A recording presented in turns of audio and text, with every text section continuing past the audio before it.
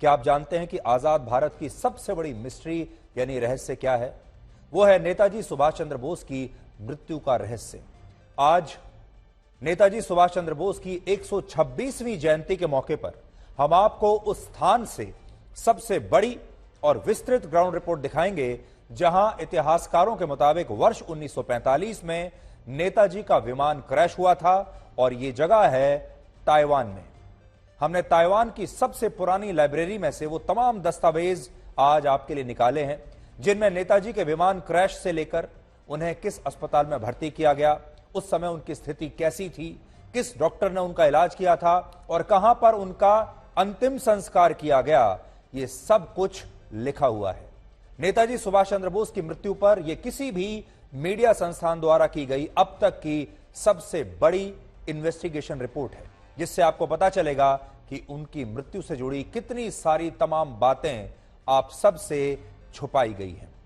पिछले 77 वर्षों में नेताजी सुभाष चंद्र बोस की मृत्यु को लेकर हमारे देश में 3 जांच आयोग बन चुके हैं, 3, जिनमें से 2 जांच आयोगों ने अपनी रिपोर्ट में कहा कि नेताजी की मृत्यु विमान दुर्घटना में हुई थी और ये दोनों जांच आयोग वो हैं जो कांग्रेस की सरकारों के दौरान बनाए गए थे।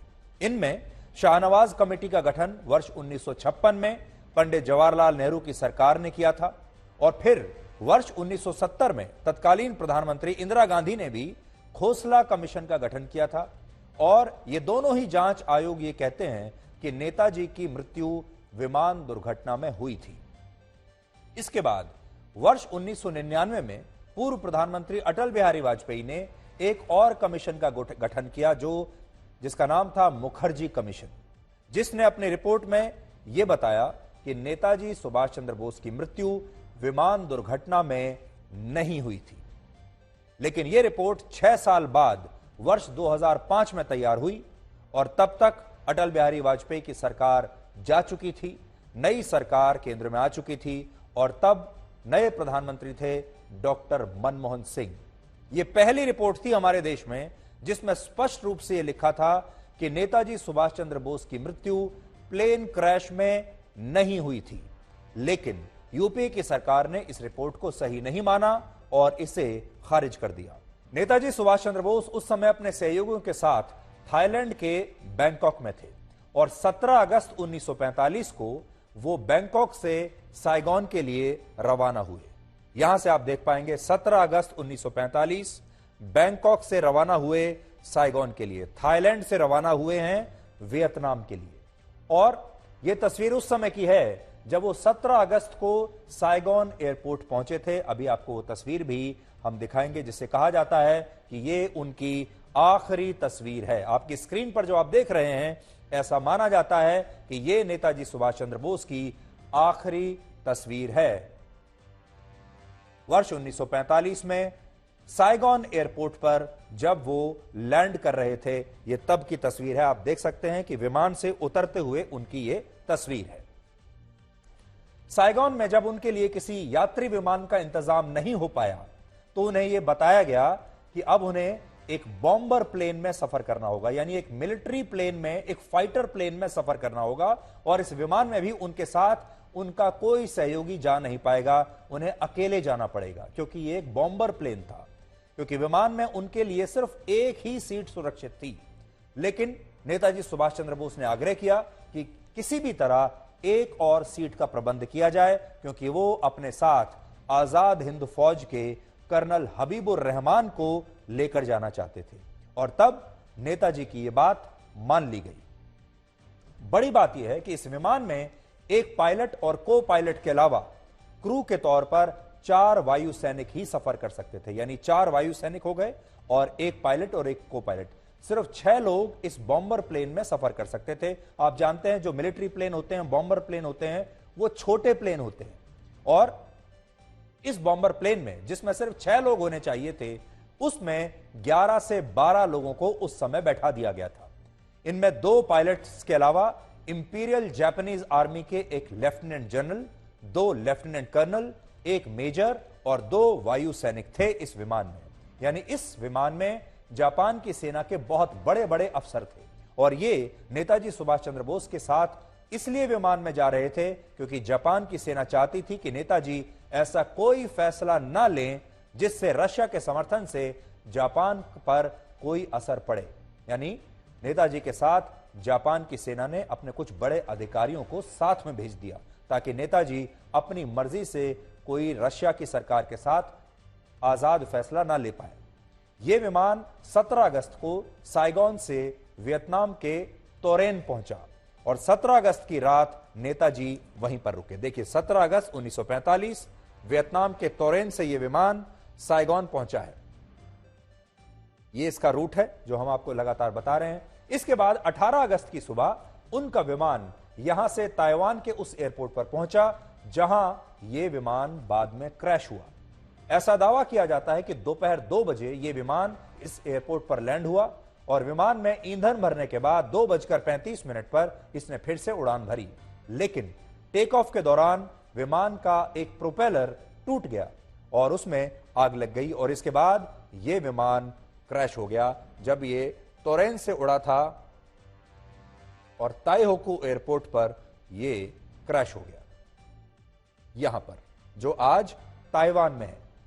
इस दुर्घटना में नेताजी के सहयोगी कर्नल हबीबुर रहमान बच गए थे।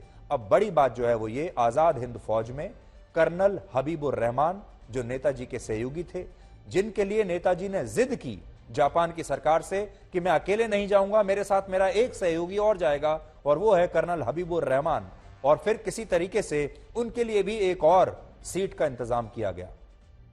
ये कर्नल हबीबुर रहमान इस विमान दुर्घटना में बच गए थे और उन्होंने बाद में अलग अलग जांच कमेटियों को दिए अपने बयान में कहा कि नेताजी इस विमान में जहां पर बैठे हुए थे उनके ठीक ऊपर पेट्रोल की एक जेरी कैन रखी हुई थी और दुर्घटना के बाद इस कैन से सारा पेट्रोल नेताजी के ऊपर आकर गिर गया और प्लेन क्रैश के बाद जब नेताजी मलबे से बाहर निकलने की कोशिश कर रहे थे तब इसी पेट्रोल की वजह से उनके कपड़ों ने आग पकड़ ली और उनका शरीर जलने लगा।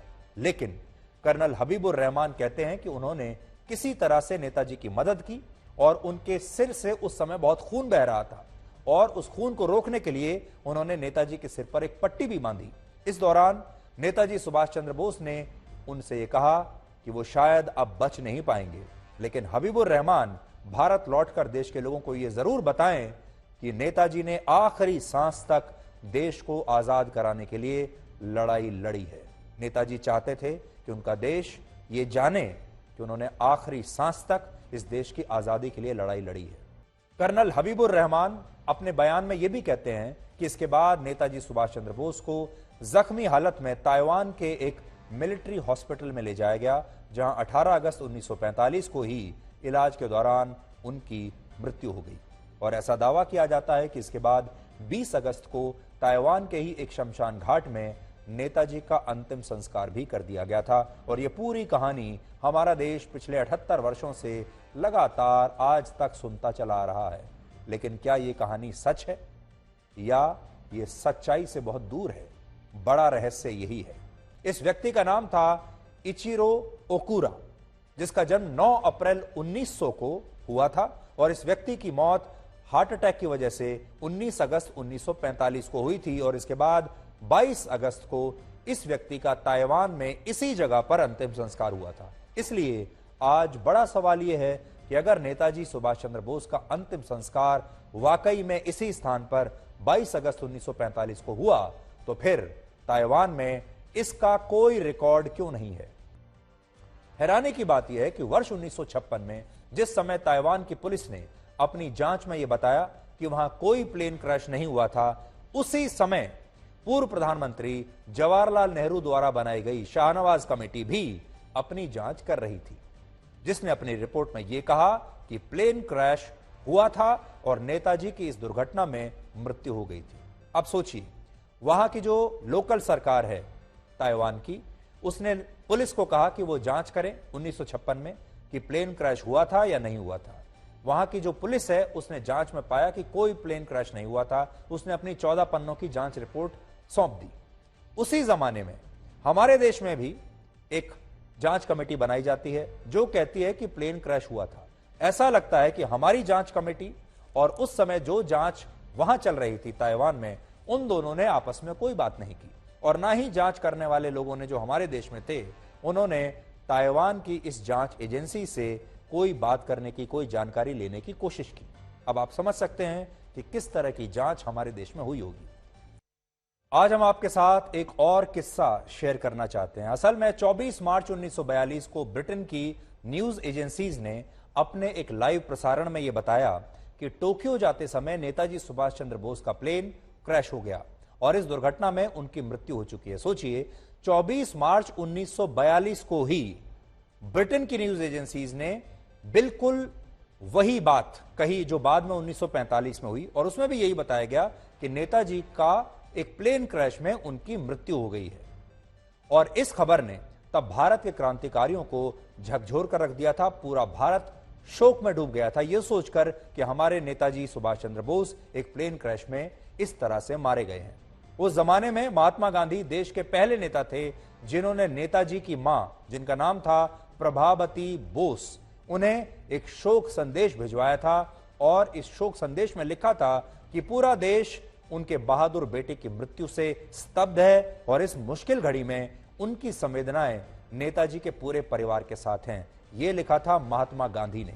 महात्मा गांधी, पंडित जवाहरलाल नेहरू और अंग्रेजी सरकार ने तब यह मान लिया था कि नेताजी की मृत्यु हो चुकी है।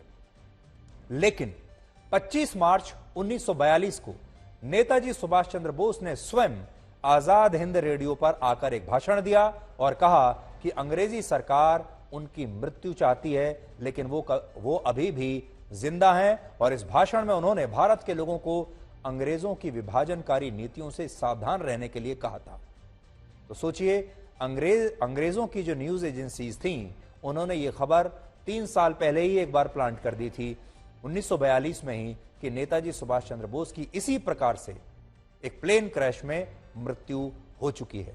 लेकिन बाद में वो खुद आए रेडियो पर और उन्होंने कहा कि मेरी मृत्यु नहीं हुई है। ये उस जमाने की एक बहुत बड़ी फेक न्यूज थी। आप कह सकते हैं ये एक फेक न्यूज थी जो अंग्रेजों ने प्लांट की थी। लेकिन आज उसी पाकिस्तान का 90% से ज्यादा इलाका अंधेरे में डूबा हुआ है क्योंकि आज सुबह से ही पाकिस्तान के 90% इलाकों में अचानक से बिजली कट गई और इस समय पाकिस्तान के इन इलाकों में ना बिजली है, ना इंटरनेट है, ना मोबाइल फोन के सिग्नल आ रहे हैं। और अब तो बहुत सारे लोगों के मोबाइल फोन्स स्विच ऑफ होने वाले हैं थोड़ी देर के बाद क्योंकि वहां पर चार्ज करने के लिए बिजली नहीं है। भारतीय समय के अनुसार आज सुबह करीब 8 बजे पाकिस्तान में नेशनल पावर ग्रिड फेल हो गया, जिसके बाद उसके ज्यादातर राज्यों में, जगहों में, शहरों में, गांवों में बिजली की सप्लाई ठप हो गई। पावर ग्रिड एक तरह का सिस्टम होता है जो बिजली के उत्पादन से उसकी सप्लाई तक की कड़ियों को जोड़कर इसे व्यवस्थित करता है और अगर इस पावर ग्रिड में कोई गड़बड़ी आ जाए तो यह किसी भी देश को अंधकार में ले जा सकता है। और पाकिस्तान में उनका जो पावर ग्रिड है वो फेल हो गया है। आज पाकिस्तान की सरकार का कहना है कि यह ब्लैकआउट वहां इसलिए हुआ क्योंकि बलूचिस्तान के क्वेटा और सिंध प्रांत के बीच आज एक हाई टेंशन लाइन में कुछ खराबी आ गई और इसकी वजह से वहां का पावर ग्रिड फेल हो गया। अब आपको एक सैटेलाइट तस्वीर दिखाते हैं जो इस समय की ताजा तस्वीर है रात की, जिसमें आप पाकिस्तान के ज्यादातर इलाकों में इस ब्लैकआउट का असर देख पाएंगे। देखिए, बड़ी स्क्रीन पर देखिए, भारत आपको जगमगाता हुआ नजर आएगा।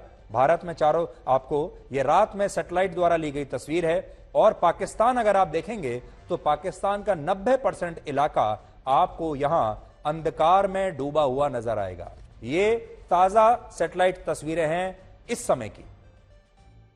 National electric power regulatory authority के मुताबिक पाकिस्तान इस समय 24,000 मेगावाट बिजली पैदा कर रहा है जबकि डिमांड है 30,000 मेगावाट की। पेट्रोलियम उत्पादों के साथ ही पाकिस्तान ने प्राकृतिक गैस का आयात भी कम कर दिया है क्योंकि पैसे नहीं है। दिसंबर 2021 में 11,114 करोड़ रुपए कीमत की प्राकृतिक गैस उन्होंने आयात की थी, जो दिसंबर 2022 में 24% घटकर 8,451 करोड़ का बिल रह गया, जिससे गैस से चलने वाले पावर प्लांट्स में बिजली का उत्पादन बहुत कम रह गया। इसके बीच हैरानी की बात यह है कि पाकिस्तान में परमाणु ऊर्जा से बनने वाली बिजली का उत्पादन बढ़ गया है। दिसंबर 2021 में पाकिस्तान के कुल बिजली उत्पादन में परमाणु ऊर्जा का हिस्सा 17.5% था जो दिसंबर 2022 में बढ़कर 27% हो गया। इसका मतलब पाकिस्तान भले ही पेट्रोलियम की कीमतों के नाम पर लोगों को अंधेरे में रख रहा हो, लेकिन वो अपनी परमाणु क्षमता को बढ़ा रहा है। और इसीलिए पाकिस्तान में आर्थिक संकट को सिर्फ महंगाई और बिजली की कटौती के नजरिए से नहीं देखना चाहिए। पाकिस्तान में अंधेरे से पूरी दुनिया को बहुत बड़ा खतरा है। पाकिस्तान का आर्थिक रूप से दिवालिया होना हमारे दूसरे पड़ोसी देश श्रीलंका या नेपाल से अलग है, क्योंकि पाकिस्तान एक न्यूक्लियर ताकत है। पाकिस्तान के पास न्यूक्लियर बॉम्ब है, और अगर वहां की सरकार कमजोर होती है, दिवालिया होती है, तो वहां आतंकवादी मजबूत हो जाएंगे। और एक समय ऐसा आ जाएगा जब वहां के न्यूक्लियर बॉम्ब्स पर और न्यूक्लियर हथियारों पर किसी का भी कब्जा हो सकता है।